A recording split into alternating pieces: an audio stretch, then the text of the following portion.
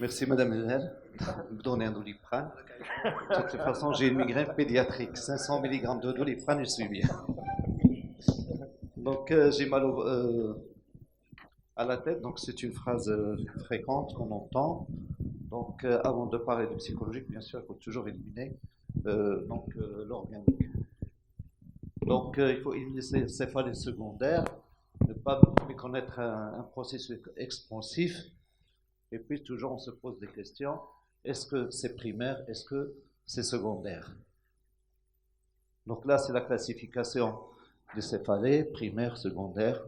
Donc là, c'est une panoplie donc, de causes secondaires. Et puis pour les primaires, la migraine, donc les céphalées de tension et les autres. Donc l'interrogatoire nous permet d'orienter le diagnostic, d'évaluer la sévérité, le retentissement sur la vie. Il faut toujours poser des questions pour le sommeil. C'est un facteur donc, qui déclenche les crises. Le repas, l'appétit de l'enfant. Est-ce que ça retentit ou pas sur les activités extrascolaires? Le tempérament de l'enfant, est-ce qu'il est angoissé ou est-ce qu'il est dépressif? Donc l'interrogatoire pour les antécédents familiaux, notamment la notion donc, de migraine dans la famille, et pour les antécédents personnels, donc notion de traumatisme, maladie sinusale, donc les sinus, l'acuité visuelle, et puis chercher donc des équivalents migraineux, donc notamment le vertige qui survient de façon cyclique, ce qu'on appelle vertige paroxystique pénin, les vomissements cycliques, c'est des enfants qui peuvent faire donc de 4 à 5 fois par an, donc 3-4 jours de vomissements sans arrêt. Donc le type de la douleur, est-ce qu'elle est pulsatile ou pas? Est-ce qu'elle est aggravée par une activité physique? La présence donc de signes fonctionnels, donc surtout digestifs, la nausée, les vomissements, les signes neurosensoriels, des signes physiques. Pendant la douleur, est-ce qu'il devient pâle? L'évolution des crises avec ou sans traitement, le sommeil et son rôle, donc je viens de le dire, et puis surtout l'ancienneté et les modes d'évolution dans le temps. Donc toutes ces céphalées qui deviennent aiguës, récentes ou qui continuent, il doit être a priori donc considéré comme secondaire et non, il faut chercher l'étiologie. Donc s'agit-il de céphalées évoluant par crise? Dans ce cas, on va chercher les facteurs favorisants ou déclenchants, l'horaire pendant le sommeil, ou est-ce que c'est une douleur diurne? Donc la fréquence, est-ce qu'il y a la variation dans les semaines ou dans l'année? Et puis concernant la crise elle-même, il faut rechercher toujours donc les prodromes, ce qu'on appelle l'aura. Le siège de la douleur, est-ce que c'est uni ou bilatéral? Est-ce que c'est antérieur ou postérieur? Son intensité. On a maintenant donc des méthodes pour évaluer plus ou moins l'intensité de cette douleur. Et puis y a-t-il deux types de crises, donc de grosses crises qui empêchent l'enfant d'effectuer quoi que ce soit pendant la douleur, et généralement c'est la migraine. Et des fois, donc, on a des petites crises de douleur où l'enfant continue normalement sa journée. Généralement, c'est des céphalées de tension qui surviennent à la fin de la journée. Donc, l'examen clinique, les paramètres de base et la prise de la pression artérielle doit être normalement un réflexe médulaire chez tout médecin. L'examen neurologique général, la même chose. L'examen cutaneux, ORL. Donc, le plus souvent, on trouve rien, et généralement, donc c'est des céphalées primaires. Parfois, on trouve des signes en faveur de certaines maladies, neurologiques ou pas. Donc, dans ce cas, donc, on peut demander des examens complémentaires. Donc, j'ai commencé par l'IRM.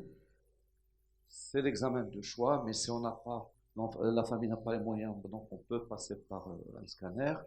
Donc, les indications dépendent de l'âge de l'enfant, de l'ancienneté de la crise, si on ne trouve pas d'étiologie, de douleur brutale ou augmentant en fréquence, modification des céphalées, une symptomatologie évoquant une hypertension intracrânienne, la présence d'anomalies à l'examen neurologique, modification du comportement qui devient récente, ou bien les notes de l'enfant qui commence à chuter à l'école, des anomalies associées, torticolis par exemple, ou des antécédents particuliers, un enfant qui est déjà dérivé pour une hydrocéphalie ou qui a une maladie connue.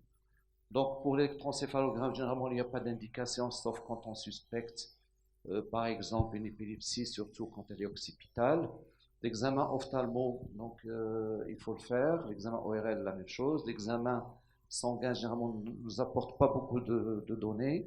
La ponction lombaire, si on suspecte donc une méningite ou autre chose.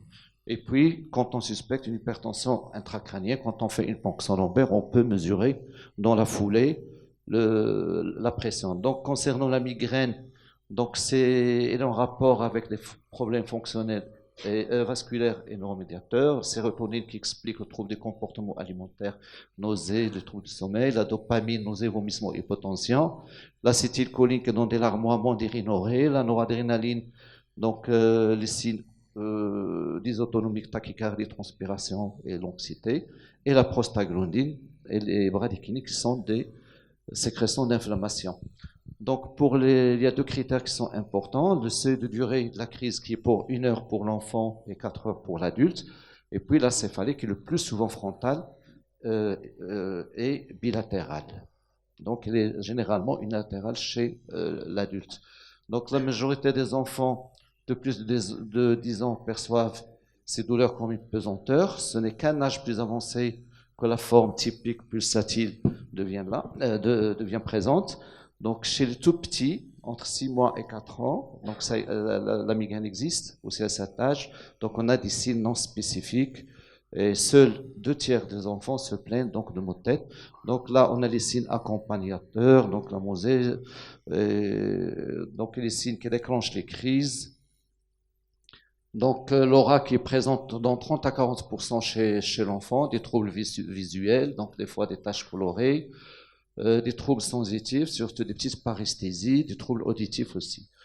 Donc il y a des syndromes récurrents, les crises de vertige paroxyque bénin, des crises de migraine, les crises de vomissement cyclique et certaines formes de migraine. Il y a même des migraines hémiplégiques, des migraines abdominales et des migraines confusionnées, surtout chez l'adulte. Donc pour les céphalées de tension rapidement, quand tu as mal à la tête, est-ce que la douleur t'oblige à arrêter tes activités? Non, jamais. C'est ce qui fait la différence avec la migraine. Donc, la douleur est moins intense, surviennent volontiers en fin de journée, sont favorisés surtout par le stress et la fatigue, sont caractérisés le plus souvent par son bilatéral. L'activité physique de routine ne majore pas leur intensité et le sommeil la même chose. La photophobie et la photophonie donc ne sont pas sont absentes et les moyens donc les petits moyens sont à privilégier. Donc rapidement, on a une amélioration. Donc les céphalées chroniques quotidiens, surtout l'apanage de l'adulte et les adolescents, sont des céphalées qui durent de 15 jours par mois depuis plus de 3 mois et sont généralement associées à une mauvaise qualité de vie. Donc les céphalées trigemino-autonomiques, donc les trouvent rarement chez l'enfant. Et puis les céphalées secondaires, donc là c'est l'examen clinique. Donc les céphalées par augmentation de la pression intracrânienne, donc la hantise des pédiatres, c'est les processus intracrâniens. Donc généralement, donc soit c'est un processus expansif, l'hydrocéphalie secondairement un dysfonctionnement de la valve, les anomalies artério-veineuses, les méningites, les traumatismes, tout ça, on peut l'éliminer rapidement. Donc sur un tableau comparatif, donc pour la douleur, le type de douleur pour les tumeurs cérébrales, elle est continue, sourde, intense et variable, elle est pulsatile dans la migraine. L'évolution de la douleur est progressive dans la tumeur intermittente pour la migraine. La localisation unilatérale est constante alors qu'elle est variable pour la migraine. Les vomissements spontanés sans nausée et n'améliorent pas la céphalée. Pour la migraine, c'est des vomissements avec nausée et juste après l'enfant s'améliore. L'horaire des symptômes pour les tumeurs réveillent le patient pour la migraine généralement sont diurnes. Et puis les troubles neurologiques sont très fréquents pour les tumeurs. Donc pour le traitement rapidement, le repos au lit, le paracétamol éventuellement associé au méthoclopramide quand on a beaucoup de vomissements. Les antimigraineux sont plus spécifiques, l'hydroergotamine surtout, ils ne sont pas efficaces que lorsqu'ils sont pris en tout début d'accès. La même chose pour le paracétamol. Leurs effets secondaires ne sont pas négligeables. Et puis l'association aux macrolides, c'est pas bon, il faut les éviter. Donc là, c'est surtout, il faut faire attention des doses maximales parce que quand on a mal, on a tendance à prendre beaucoup de médicaments.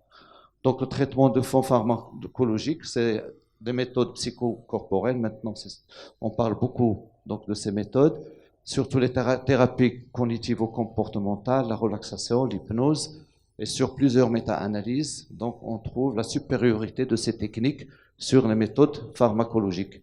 Donc pour le traitement de fond, donc il est réservé aux crises fréquentes, plus de 3 par mois, et lorsque ces crises sont invalidantes, généralement elles sont migrantes, et on utilise maintenant de plus en plus l'avlocardie, surtout pour les enfants qui ont plus de 12 ans. Donc sumatriptan par voie nasale, donc c'est 2 pulvérisations qui sont autorisées généralement pour les enfants qui ont jusqu'à 17 ans maintenant, donc de 12 à 17 ans. En conclusion, beaucoup d'enfants présentent une migraine associée à des céphalées de tension, donc il faut savoir penser aux deux. La migraine n'est pas une maladie psychologique, encore d'enfants reçoivent des diagnostics erronés malheureusement, et le traitement de fond par donc les méthodes non médicamenteuses sont les plus efficaces. Je vous remercie. Il est dans le temps. C'est quoi le biofilm?